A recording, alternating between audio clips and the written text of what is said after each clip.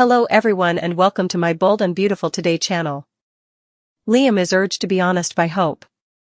Hope is attempting to reason with Liam. Hope's urgent requests. Even though Hope Logan is engaged to Carter Walton, she still has thoughts of Liam Spencer. In fact, given his precarious situation, she wants to make sure he is as joyful and fulfilled as possible. However, being truthful with those you care about also contributes to happiness. Not telling people and giving them closure could be harsh, even though Liam does not want to bother his loved ones with his illness.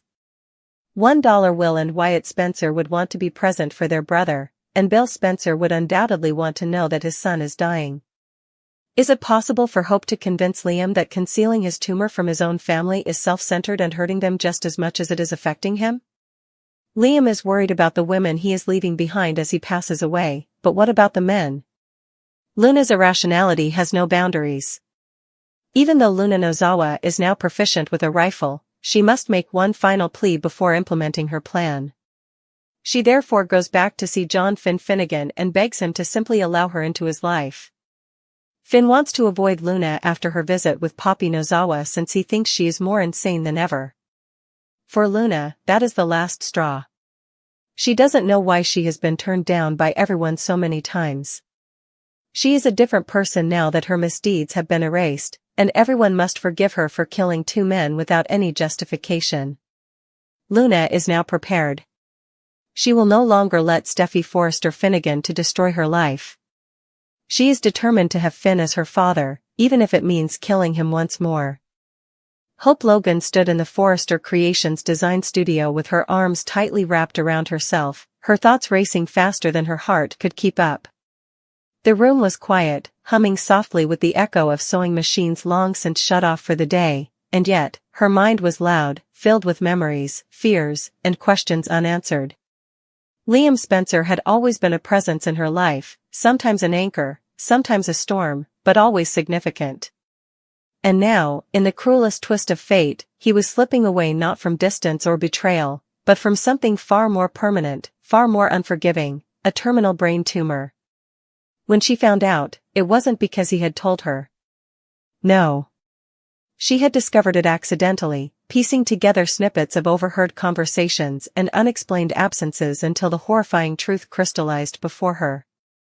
And that was why she was here now, determined to confront the man she once loved, and maybe still did, in a last attempt to reach him before it was too late.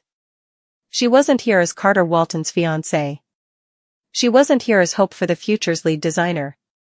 She was here as Hope, the woman who still cared deeply for Liam, who couldn't sit back and watch him isolate himself under the guise of protecting everyone.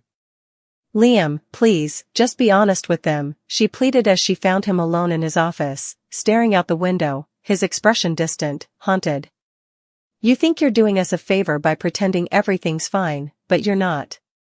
You're robbing us of the chance to say goodbye, to support you, to love you through this. Liam turned to face her slowly, the weight of his illness evident in the pallor of his skin, the hollows beneath his eyes, the tremble in his hands he tried so desperately to hide. Hope, he began, his voice hoarse, I didn't want to tell anyone because I didn't want this to be what defines me at the end. I didn't want to see the pity in their eyes, your eyes. This isn't about pity, she interrupted, stepping closer, her tone firm but pleading. This is about love. Your father deserves to know. Will and Wyatt deserve to know. They love you, Liam. We all do. And we deserve the truth. He looked away, guilt tightening his jaw. He thought of Dollar Bill, the man whose approval he had chased his entire life, of Wyatt who always seemed to carry the burden of being the strong brother, and of young Will, still too young to understand the true gravity of death but old enough to remember the silence that followed. I'm scared, Liam finally admitted, his voice cracking, not of dying, but of hurting all of you more than I already have. Hope reached for his hand, gripping it tightly. The hurt will come either way. But right now, you have a chance to do something with your time, to make memories, to give your family closure, to be with them in a way that means something. Tears filled his eyes as he nodded, realizing the truth in her words. As silence settled between them, heavy but healing, elsewhere, another storm was brewing. Luna Nozawa stood at the edge of John Finn Finnegan's driveway, watching his home through the cover of trees, her fingers nervously playing with the chain around her neck. Her hair was unkempt, her eyes wild with desperation, and in her mind, she wasn't stalking, she was making one final plea for the life she believed she deserved. Her mother, Poppy, had visited Finn already, and the result had been a catastrophe. Finn had turned her away, his voice stern, resolute, cold. He wanted nothing to do with her, no matter how much she begged, no matter how many tears she shed. But Luna couldn't accept that. She had paid for her crimes, not in prison time, because the system had found loopholes and leniency, but in isolation, in scorn, in rejection. "I've changed," she whispered to herself, stepping toward the house. "I'm not the girl who made those mistakes. I just want a family. I just want Finn to love me." Her knock on the door was tentative, hopeful, but the expression on Finn's face when he opened it extinguished every flicker of hope she had left. "Luna, I told you to stay away," he said coldly, blocking the doorway with his body. "You can't keep showing up like this. It's not healthy."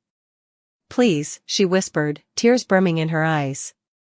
"I just want a chance. I want you to know me." "I know enough," he snapped. "And I know that what you want is not about healing, it's about control. About obsession." That word, obsession, was the dagger that finally broke her.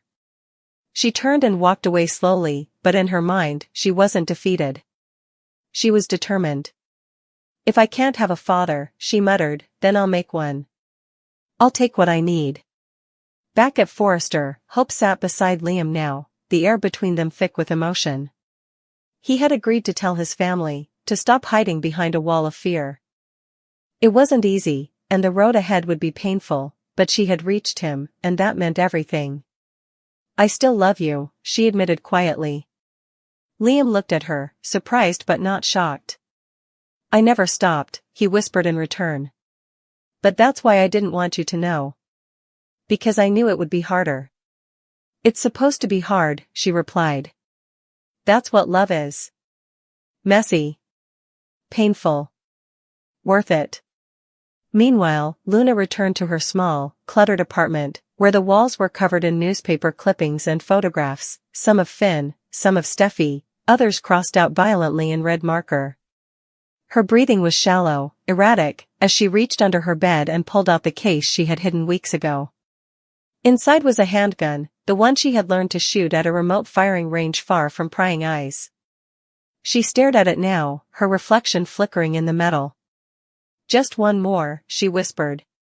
"Just one more mistake and then I'll have the life I deserve."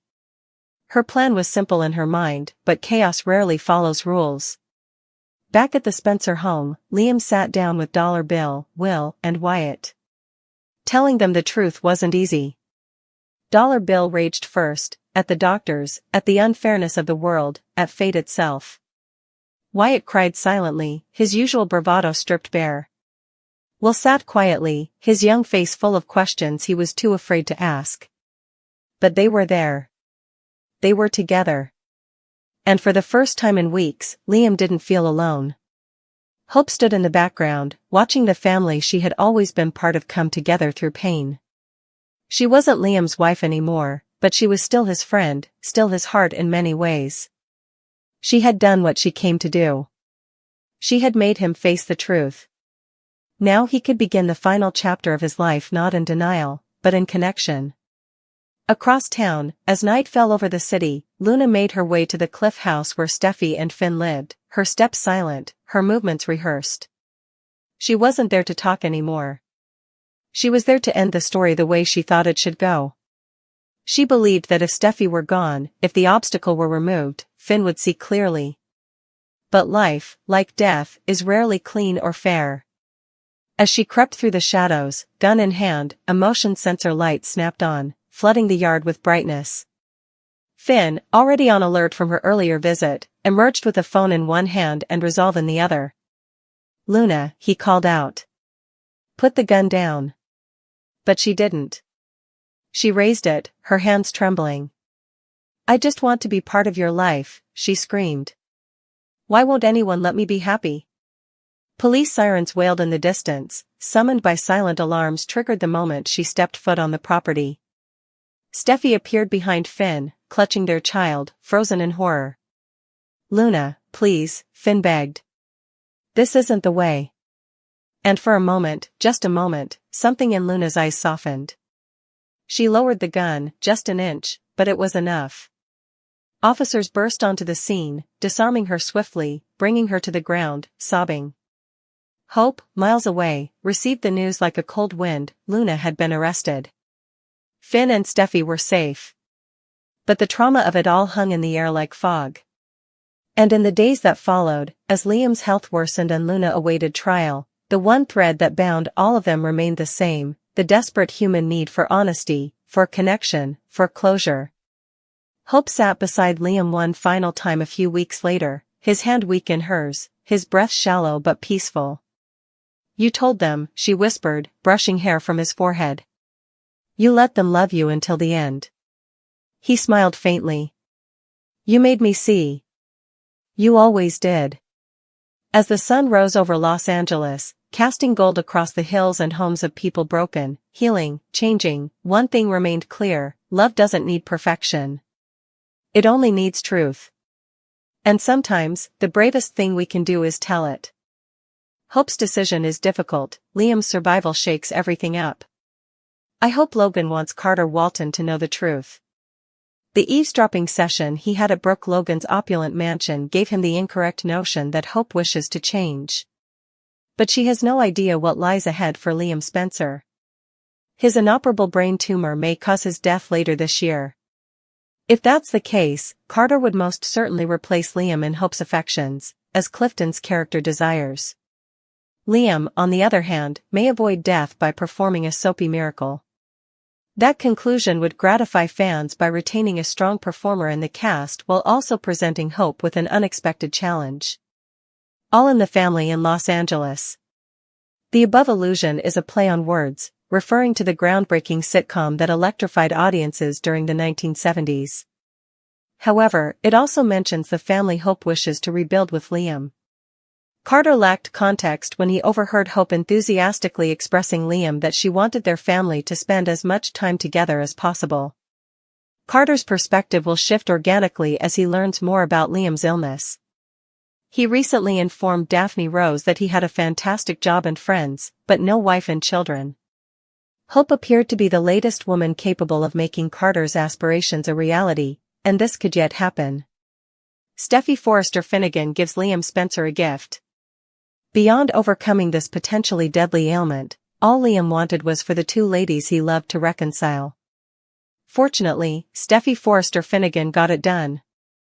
It was wise of Liam to seek out Hope and inform her of his condition. However, Steffi went beyond simply communicating the grim and upsetting news.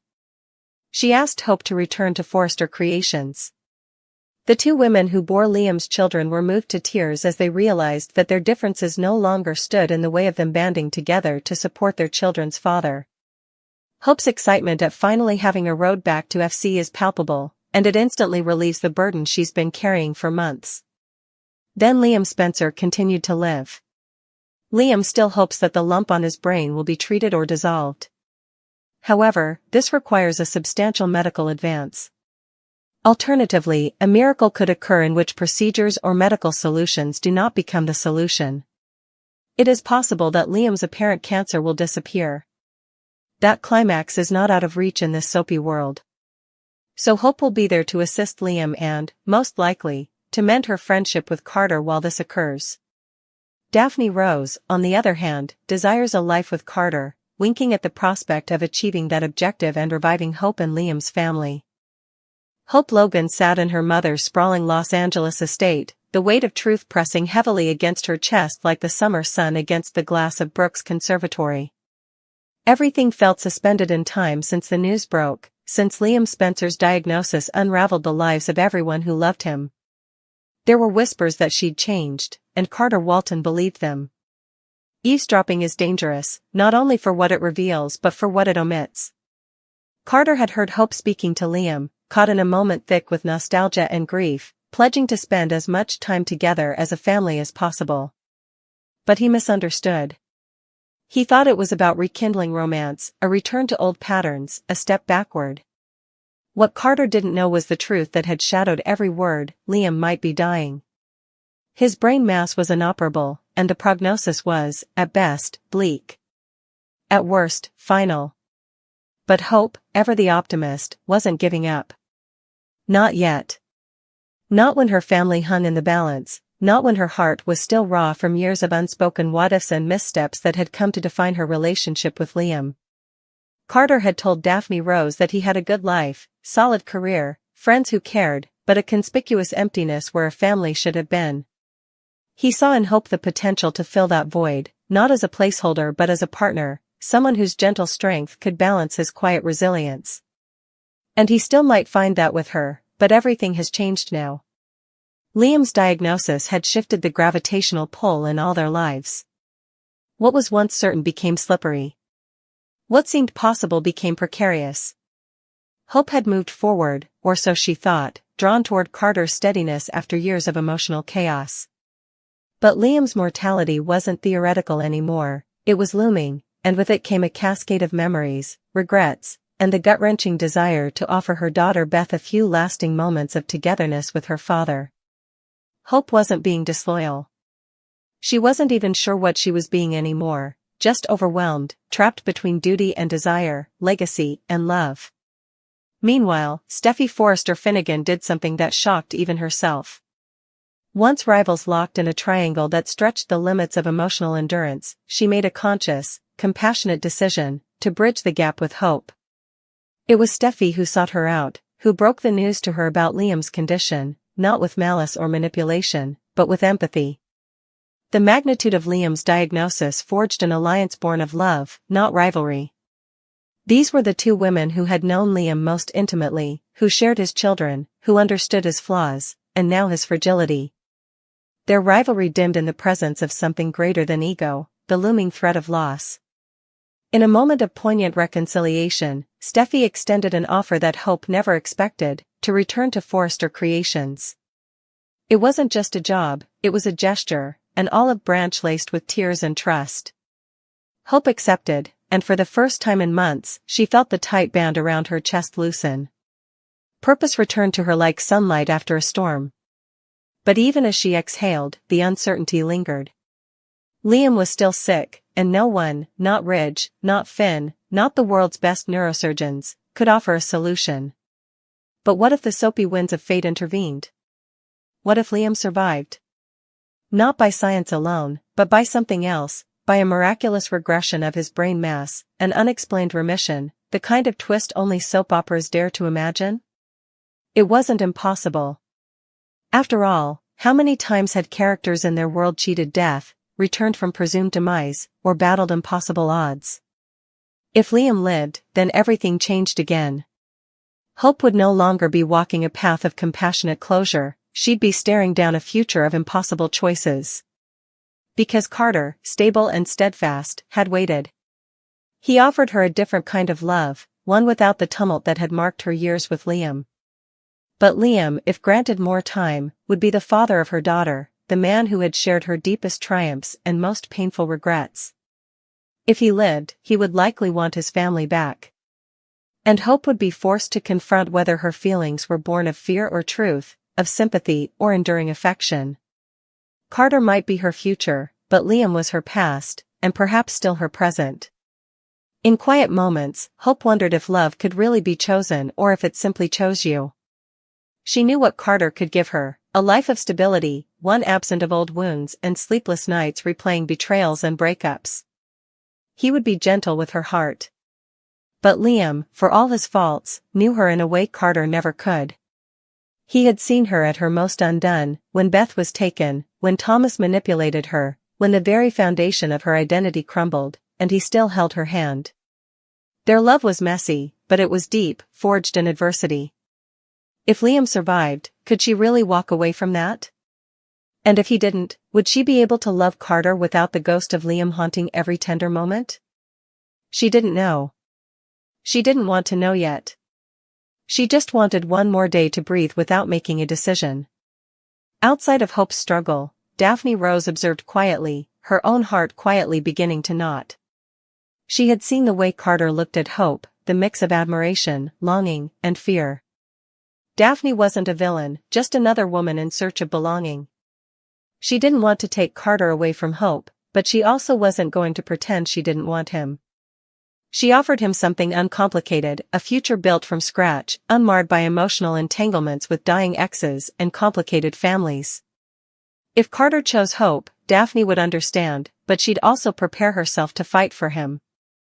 Not in a catty, combative way, but with grace and honesty.